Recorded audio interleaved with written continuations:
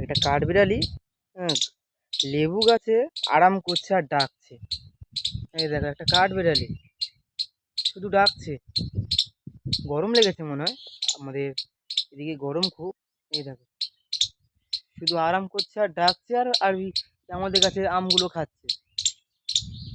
আম, পেয়ারা, লেবু সব খেয়ে নিচ্ছে এই কাঠবিড়ালি। এই দেখো বন্ধুরা, এই লাম মেরেছে, ওই পালাচ্ছে, ওই পালিয়ে গেল, ওই ডাকছে, ওই ওই কাঠবিড়ালি, ওই ওই ওই চলে গেল, যা যা।